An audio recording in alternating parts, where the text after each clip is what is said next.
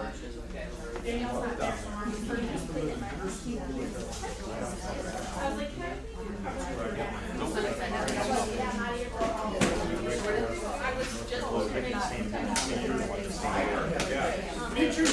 you doing?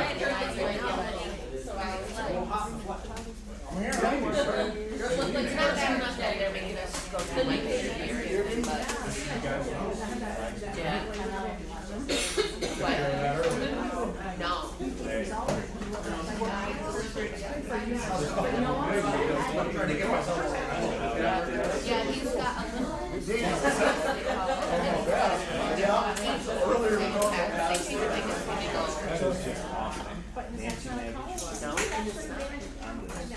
The back rolls your back. Here.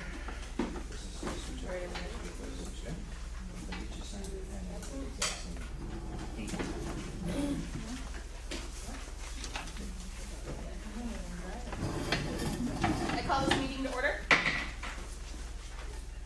Roll call. Christian, Yes. Brown, Jeske, Yes. Souter, Yes. Nichols, here, Whittington, Yes.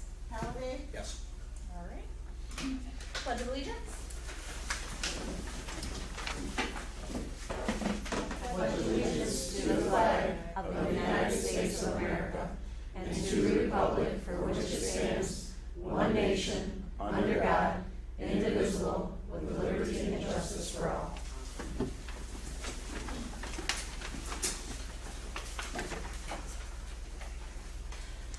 Presentation of the 2021-2022 budget amendment. One last time. Good evening, Dana Riley, Finance Director at Holton Lake Schools.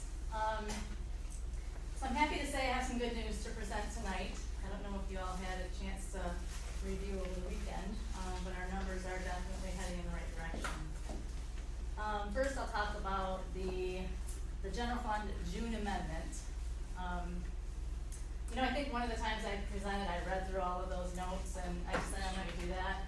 You can all see that, it's posted. So I'll just do a little recap. Due to a decrease in anticipated expenditures from our federal resources, title and ESSER grants, you'll see that the revenue has decreased a bit since March. On the expenditure side, those also decreased since March, and here's why. We had less costs than anticipated in basic programs, added needs, and adult continuing education. We had less costs in operations, including ESSER projects that had not yet started.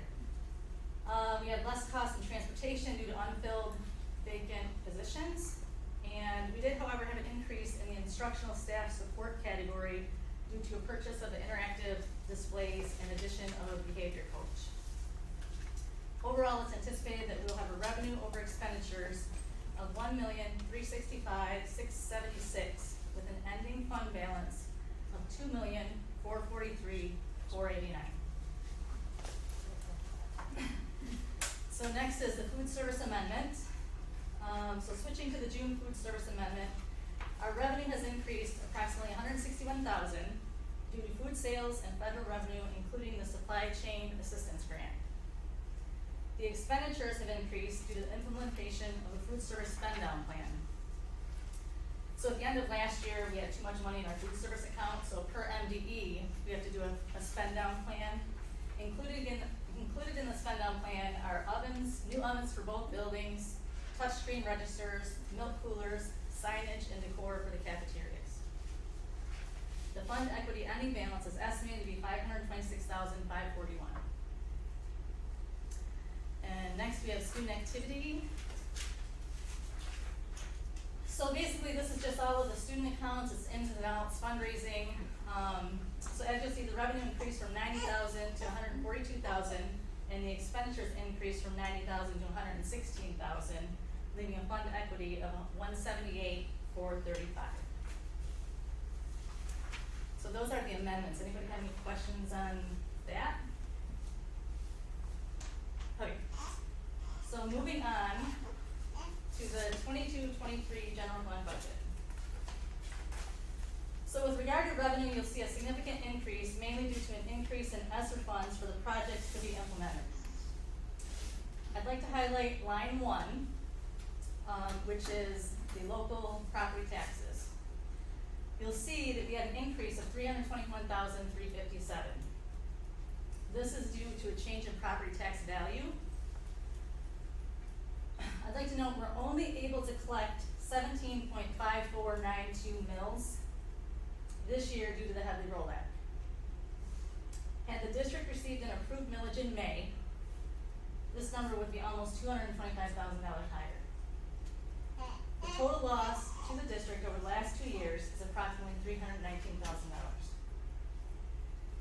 So this could be the equivalent to 3 staff. These are strictly operational funds that we will never get back. A lot of times when there are changes in tax values, what we lose in taxes, we gain in state aid, and it's kind of a wash, not when the staff is. So it's extremely important for you as a board to ensure that the district maintains at 18 mills that all districts are able to collect. It's important to rely on the professionals that have been hired in this district, along with the district's legal counsel, to uphold a fiduciary responsibility. If questions arise in the future, please reach out to the district for clarification. Be cautious of allowing outside influences to affect your decision making. $319,000 is a lot of money. So we're heading in the right direction, and I take that as a big step back. So for number 3, we were conservative in budgeting at an increase of $400 per student. I think we had communication today that it could be $450 or higher, so we were more on the conservative side. We really don't know what the state's gonna do at this point. With regard to the 22-23 expenditures, you'll see significant increases. These are mainly due to the wage increases for the 22-23 contracts and agreements, and addition of a school nurse, increase in ESSER-funded projects, and ESSER retention bonuses.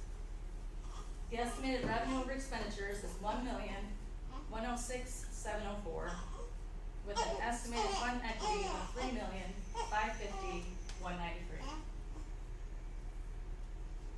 And then under the food service, you'll see a slight increase in revenue. Expenditures will be increasing due to the MZE spend down plan. Revenue over expenses is a negative $43,750. The ending fund equity is anticipated to be $482,791. And for the student activity for 22-23, it's anticipated to have a revenue of $130,000 and expenses of $110,000. Fund equity is estimated to be $198,435. And that's all I've got. Any questions?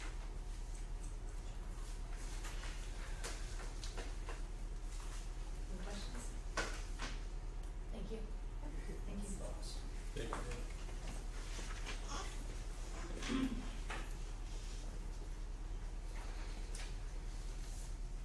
Any public participation for the budget hearing? Alright, seeing none. Call to order work session meeting. Looking for a motion to approve the agenda. I make that motion. Support. Motion by Whittington, support by Jeske. All those in favor with a raised right hand, aye. Aye. Motion carries 6-0.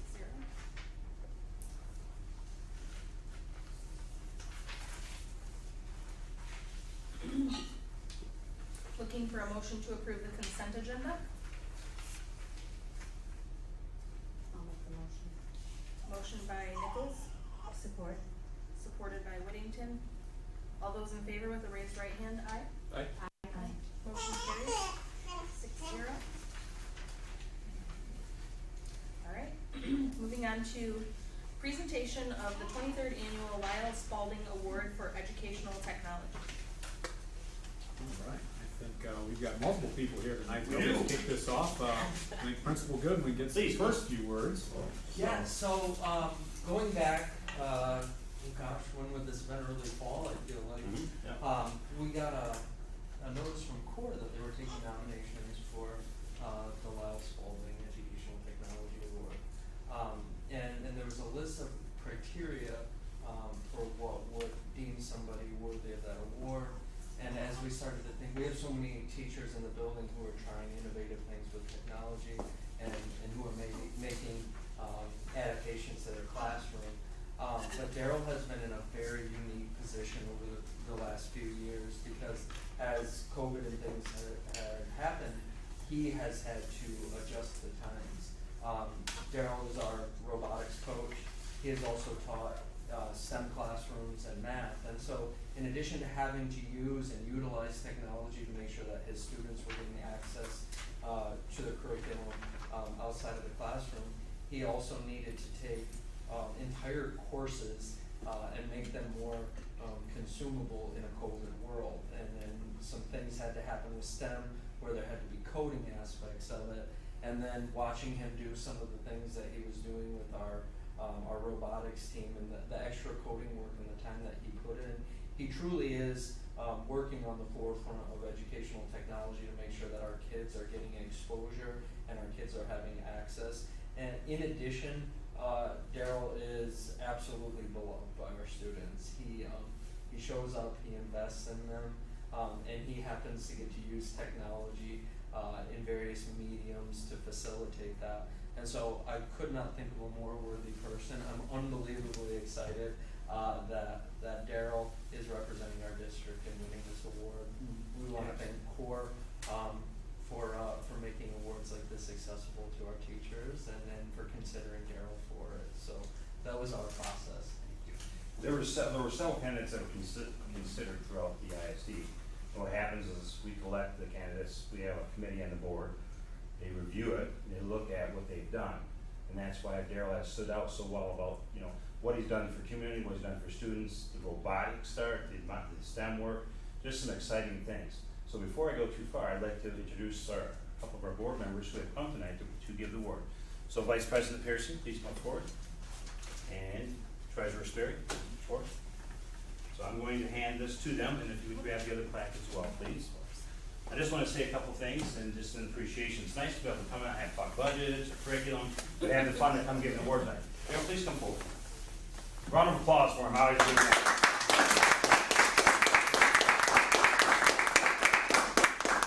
Just some really neat points that we've had that I want to just kind of reiterate. One of the things we want to do is it's nice, usually I can come out to the ISD board, but we wanted to have the opportunity to come out and see everybody here, and be a part of this show, our appreciation to your community for the work that you've done. What I've heard is working with robotics, and I know how much it takes to look at a robotics team and then get it started, and that's appreciation looking at working so well with students, like I'm going to kind of reiterate. 10 plus years in education is what I'm hearing. How many years exactly? 13. Yes. 13, fantastic.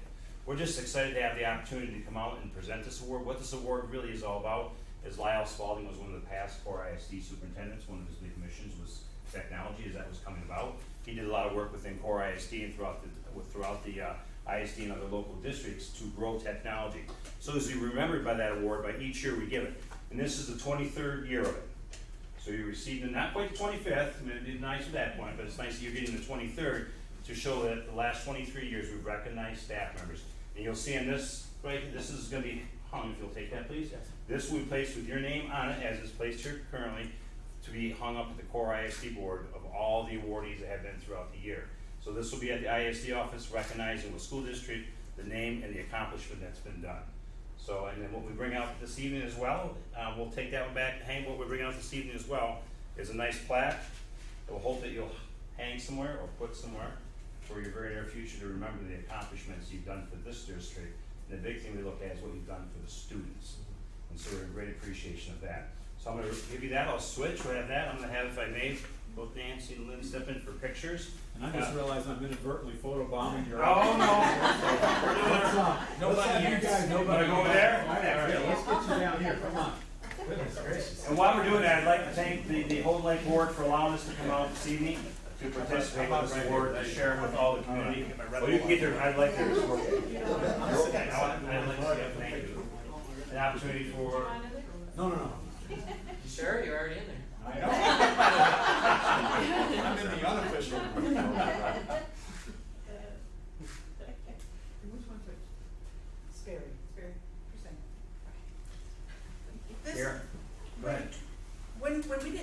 applications, it's a really hard job, because we look at them and we look at the people that are doing their job.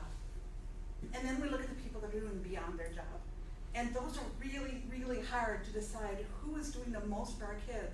And there are some phenomenal applications. There are people doing a lot for ours. And for you to rise to the top, you are doing beyond what others are doing. And we really appreciate the service to our kids. It is so important.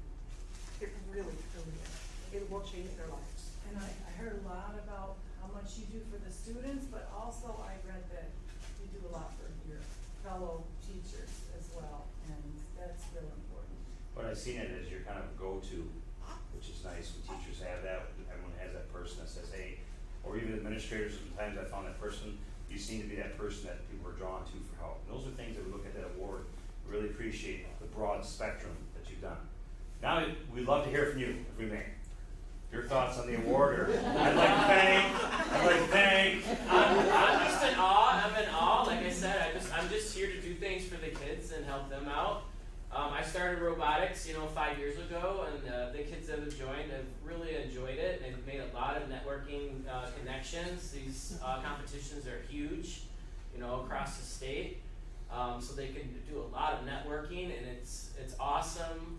It brings tears to my eyes when the kids go out and they are talking to other teams and they're talking to other coaches, and they have other teams looking for them at our pit, at the competitions. I mean, it's just awesome that these kids, branch out and do that. The other thing which started last year was I applied for Amazon Future Engineers, which is a coding-based curriculum set out by Project STEM and Amazon Futures, and we were accepted last year, so I was able to do that with the 7th and 8th graders this last year, and hopefully in the future, as they roll out more and more curriculum, we'll be able to actually implement more of that. So We're just hoping that your work can inspire other teachers to see how nice it is to be in education, to be a part of human service with students, and that connection with those students. So we absolutely, as the ISD's perspective, and I know your district as well, just appreciate and value the work that you're doing to make sure that not just you're taking care of, but others. And you help to, if you really understand how you can create pathways for students and what your work does to help them decide, do I want to be an engineer, do I want to be a programmer, what do I want to do? And I really tip my hat to that. So we thank you very much. We hope that you enjoy that. We're going to remember you by that plaque on the wall, so every time you come up there for a meeting, you'll see your name up there as one of the top that have done things for students. So just a round of applause.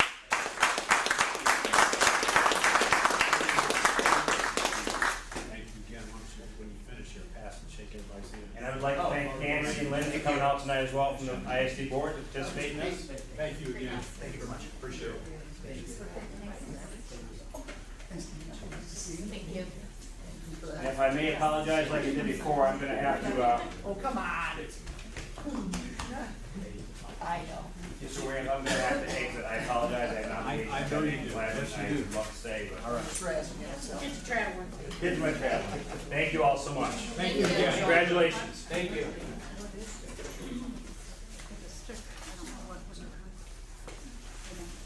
Alright, moving on to student and staff recognition. All right, lots of excellent things we've already talked about, and I get to continue the good news. This is under the student, staff, and recognition. I'll start off just by one more time recognizing and thanking Dana for all of her hard work over these last years.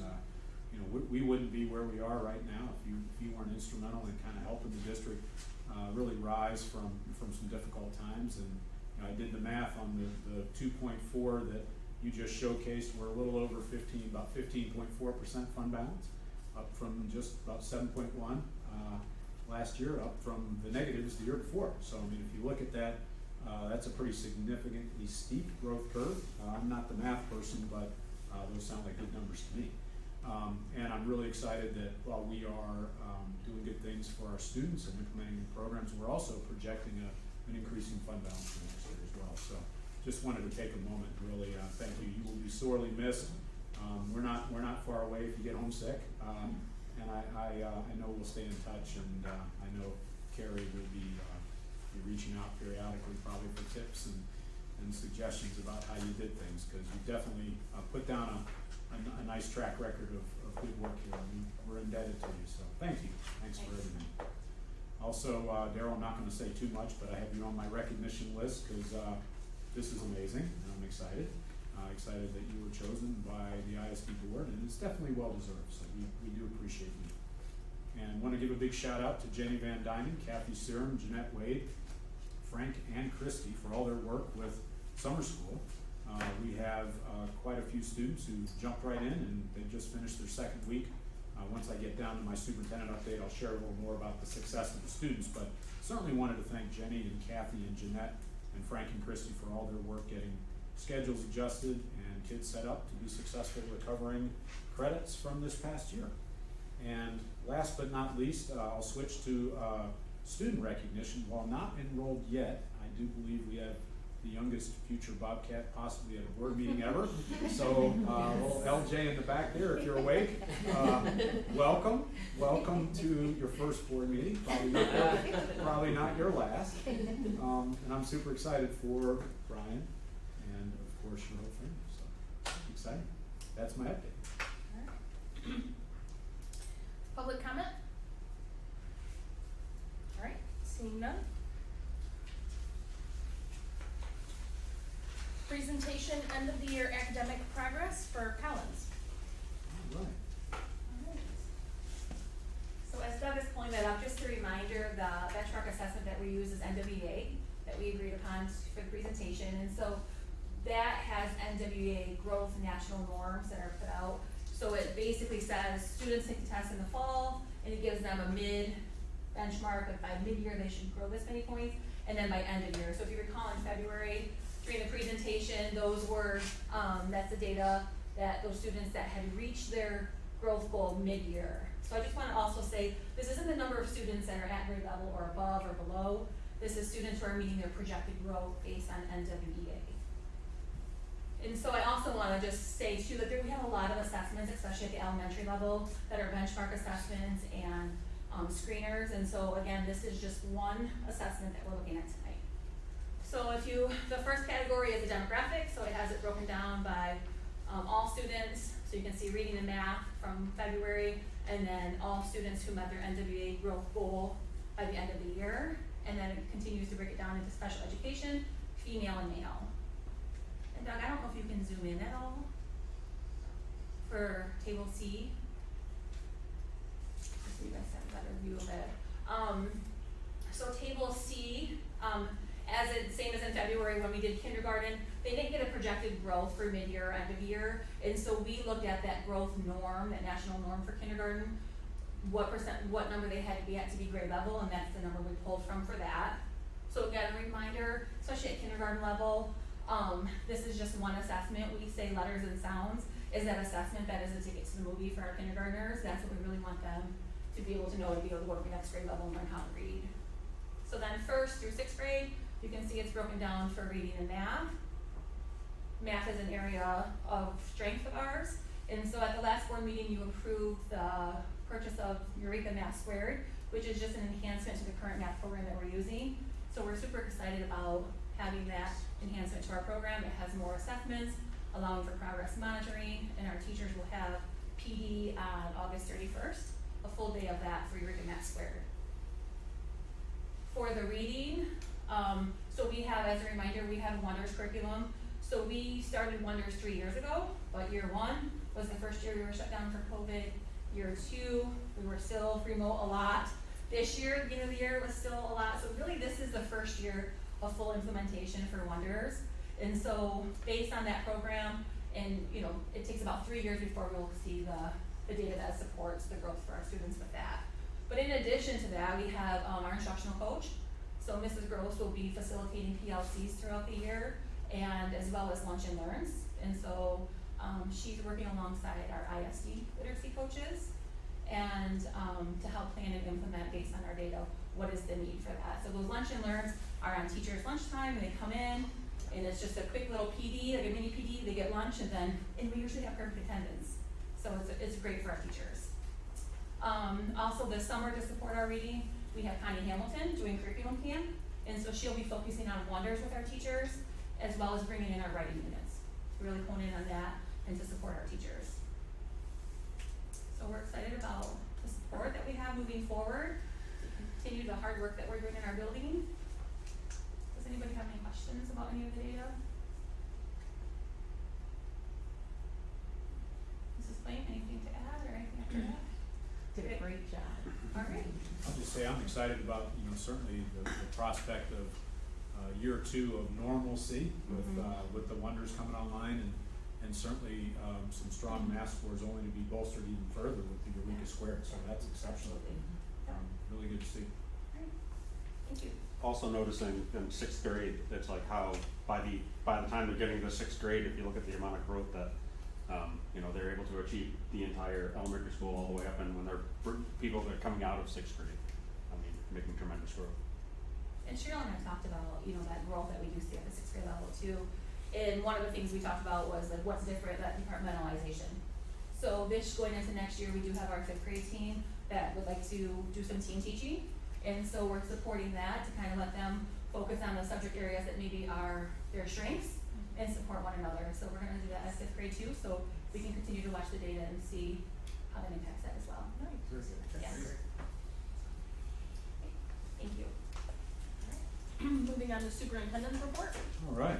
I'll kind of skim through my first part. I had a bunch written for budget, but we really did hit that nicely earlier. It's just, really gratifying that, everybody's stuck to the budget. So first, thanks to the board for approving this past year's budget. And again, a big thank you to Dana, but also to all of the administrators, directors, coordinators, our building secretaries, really everybody. It takes a village, and it takes all of us to keep a close eye on the budget. And I think everybody did a nice job of being careful with securing competitive quotes, looking at what was the best deal, and really implementing that through the ordering process. So it's really nice to see what a strong position we're in, and then forecasting even stronger next year. Quick elections messaging. This week I'm sending all of our staff and families an operational millage information letter with a reminder to make sure to vote August 2nd. As the budget presentation indicated, passing the operational millage August 2nd will return to 18 mills, the amount the district's able to collect for the operation of the school district. And this is instrumental in Houghton Lake Community Schools continuing to be able to support existing programs, but also to offer new programs for our students. As a reminder, this millage does not impact the average homeowner or renter in Houghton Lake. This millage is levied against non-homestead properties and local businesses only. And it's something that historically they have supported. And I think, any community, certainly ours, but this is reflected really throughout the state. A strong and stable school district helps strengthen and increase local property values. So there is that definite symbiotic relationship in those. Quick reminder about board candidate filing deadline. The deadline for prospective board members to file their petition of candidacy, submit their signatures, or pay their $100 filing fee to get on the ballot in November is this coming July 26th, so just under a month. For folks who know anyone, I'm looking at maybe somebody in the room or maybe somebody in the room who might be interested in serving, who has the best interests of Houghton Lake and our students at heart. Please encourage them to consider going to the county clerk's office, getting their paperwork done on time. Summer projects update. The maintenance, IT, and custodial groups are hard at work engaging in their summer projects and tasks. Chief among these is the installation of the flat panel interactive displays at Collins Elementary School. Those are going up fast and furiously in every classroom, and I'm super excited about all the PD that we're going to see, and the teachers getting excited about really implementing this interactive and very engaging tool with their regular daily instructional practices. So that's going to be very exciting to see next fall. In addition, we are experimenting here in this building in one of our rooms with a carpet removal this summer. This is really in anticipation and in preparation for next year's district-wide flooring replacement. We know with our ESSER projects, we've targeted the new flooring in our buildings, and that would be tearing out the old, that 70s show carpet, which was really cool in the 70s. And has aged well, actually, in some of our rooms, but is also a little bit dated. So we're excited to see new tile going in there. But before we commit to new tile everywhere, we're going to experiment in one room. They're going to pull the carpet up, and they're going to get the concrete polisher out and see about a polish and seal, and see how a have that concrete buffs, cause that's a pretty cool option as well. And it's every bit as sanitary as tile, but it's definitely lower maintenance, you're not ever needing to wax it, you just mop it. And so, we're gonna explore that, cause depending on the condition of the concrete, some concretes are really porous and it doesn't tape very well, some are really the old hard, very smooth concrete and they buff out nicely, so. We're gonna experiment, on that this summer, so we have a good plan, before we jump into the big work, with that project, next year. We're also, working on receiving quotes for parking lot resurfacing, for snowplow bids, and a host of other upgrades. As just a general reminder, most of our ESSER projects are slated to be completed next summer. However, some projects like roofs, boilers, air conditioning units and such might start sooner, depending on availability of materials and contractors to get this work done. Obviously, flooring district-wide or building-wide cannot be done during school, but boilers and roofs and air conditioning units can. So we'll see how that calendar shakes out. Quick summer school update. This is really good news. We have just finished, as of last week, the first 2 weeks of the 6-week program, and here's some highlights. There were 29 students participating in summer school as of end of last week. 18 students have had perfect attendance thus far. Many students are also, in addition to their time here, working outside of the summer school window. They're working remotely from home, really getting a head start on getting ahead on their credit recovery. These 29 students are attempting to recover 70 courses at half a credit each. In our first 2 weeks, we've had really good success. 24 of the 70 courses have already been completed. So those students, when they did their pre-assessment, didn't have obviously the whole course to go. They just had certain modules, and they've really attacked that with great energy. So that's super exciting. 11 of these 24 courses that have been completed were completed by students with an IEP. And so really working hard in there. And thanks again, as I mentioned earlier, to Jenny and Kathy and Jeanette for really guiding our kids. Really proud of them and all their work. Quick state budget forecast. Dana touched on this earlier. I saw an update that was released in the end of last week on Friday from MSBO, saying that the projected budget information should be coming out this week. They're hoping it comes out of conference committee this Wednesday with a final budget reveal of this Thursday. That would be really good news, because I know there've been some news reports saying it could be a month or more. MSBO lists a minimum foundation allowance projection of $450 per student. As Dana shared, we did budget at $400 because $450 was the projected low. But MSBO released news that it certainly could be higher, and projections also are saying that they're expecting, in addition to that, increases in special education allocated funding and also increases in funding for the MIPSR's retirement system, and both of those are critical. The next few weeks will be really important for Houghton Lake and all districts throughout Michigan. Once the final budget numbers are voted through, we will know, we as a district will know if we need to update our per pupil dollar projections, which you would see as a board in the next budget amendment. So if we're off by 100 on the low end, we obviously look at our fall enrollment, and that's typically when you see your budget amendment would be after that fall count, and we would make those adjustments. So excited about that. That's definitely good budget news. Lots of good budget news. So that's my report. Alright. Moving on to action items. Approval of the General Appropriations Act resolution and approval of the general fund budget, the food service budget, and the school activity fund budget for the 2022-23 fiscal year as presented. I'll make that motion. Motion by Whittington, Support. supported by Jeske. Roll call please. Brown, Halliday, Yes. Jeske, Yes. Nichols, Yes. Souter, Yes. Whittington, Yes. Christian. Yes. Looking for a motion to approve the proposed superintendent contract for 2022 through 2025 at $115,566 from the general fund. I'll make the motion. Support. Motion by Nichols, supported by Whittington. Any discussion? Seeing none? Roll call?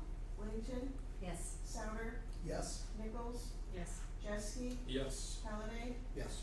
Brown, Christian, Yes. Motion passes. Looking for a a motion to approve the student support specialist contract for Souter, $38,760 out of Title I funds. I'll make the motion. Motion by Nichols, Supported. supported by Whittington. Any discussion? Seeing none? Oh, I'm just trying to figure out the big difference between the sports specialist and the network sport coordinator. That's my, trying to figure out what the difference is on that. in the two positions. Well, I would. As far as person-wise, what do they do wise? I would probably kick that to Cheryl and Alicia to give you a more specific update about some of those primary day-to-day tasks. Okay. You know, from the district level, one is really focused on the work at Collins and one is focused more district-wide, but there is some overlap. So to kind of highlight the distinction, I will, let's start with Alicia and then Cheryl, you can add on. So one of Brooke's primary focuses is attendance, and so I meant to mention that in my report too. So she'll do attendance reports, she'll set up meetings with families if needed. We try to meet and to discuss what barriers need to be removed to get kids in school.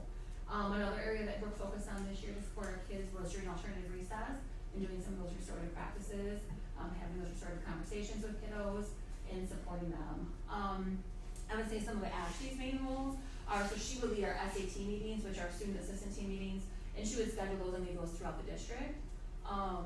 She's also has a role of doing some of our homeless liaison work through Title. Cheryl, I'm trying to think what other things are in Title that. Well, actually, she was part of the whole balance calendar support. Yes, and everything else, intercession, but- thank you. Yeah, and actually, when we had our title meeting too, they said her job is pretty indispensable as far as making sure that we're making those homeless contacts, and for the number of homeless students that reside within our district, it is invaluable to have someone that is in touch with those families. And I would say another difference between the two roles is Ashley's really a liaison throughout the community. Mhm. And so she'll attend some of those meetings through at the CMH, and like, she's a liaison in that capacity as well. Okay. So I'd say that's one of the main differences between the roles as well. Jeff, I mean, Ashley works in your building too, is there anything? So Ashley is pretty instrumental within our building in helping, we're doing some transitions to like standard unified progressive discipline models, which just helps get all the staff on board. And it will help make sure that everybody's students, parents, and staff are all clear when there's infractions, what resources we help to not only address the behavior, but then support the behavior so that don't happen in the future. And so for us, Ashley is oxygen, basically. I mean, she keeps us going, right? She's just absolutely critical. And we're really, really grateful for having her and her contributions. Any further discussion? Alright, roll call. Brown, Halliday, Yes. Jeske, Yes. Nichols, Yes. Souter, Abstain. Whittington, Yes. Christian. Yes. Motion carries. Looking for a motion to approve the student support network coordinator contract for Jeske at $46,920 out of Title I and at-risk funds. I'll make that motion. Motion by Whittington, I'll support. supported by Halliday. Any discussion? Alright, roll call. Whittington, Yes. Souter, Yes. Nichols, Yes. Jeske, Abstain. Halliday, Yes. Brown, Christian, Yes. Motion carries. Looking for a motion to approve the final business officer office management service contract between CORE and Houghton Lake Community Schools.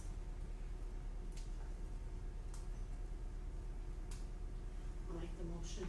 Motion by Nichols, I'll support. supported by Jeske. Any discussion? Alright, roll call. Brown, Halliday, Yes. Jeske, Yes. Nichols, Yes. Souter, Yes. Whittington, Yes. Christian, Yes. Motion carries.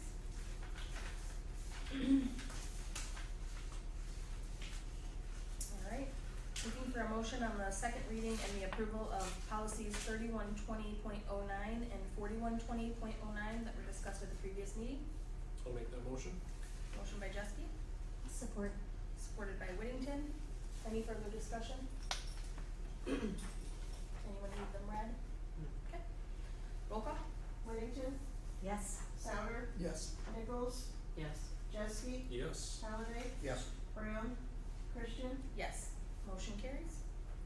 Alright, any discussion items? Do you need to appoint somebody to sign? I do. I'm gonna support Mr. Souter to act as secretary to sign the contracts that we just approved.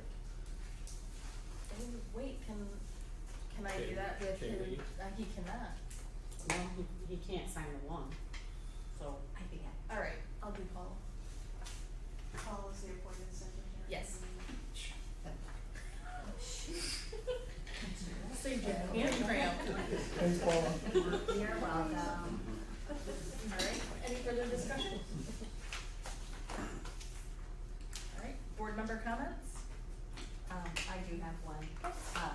I'd like to thank Dana. We kind of experienced a hair on fire running down the street, situation earlier in the year, but, during my time on the board, I have seen you step up several times in roles that you, maybe didn't foresee that you were going to be in.